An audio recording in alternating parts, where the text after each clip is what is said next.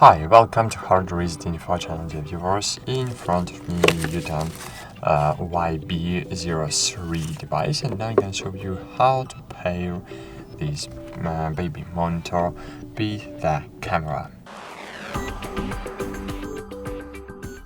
So it's too easy to do. First, you need to connect. You need to charge your baby monitor, and you need to connect your camera to the micro USB cable to power it on. And then you just need to find the camera here in the menu and click OK, and find Add Camera and click on it. And you have 30 seconds to click and hold pair button on the other side of the camera, and then your camera will be paired. No link. Wait a while.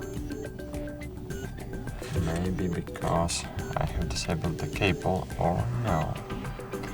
So we can try again. Oh, okay, it works. It works. It's too close.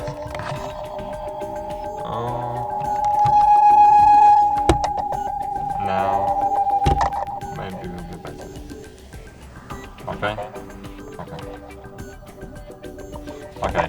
I can't have it too close, as you can see, but as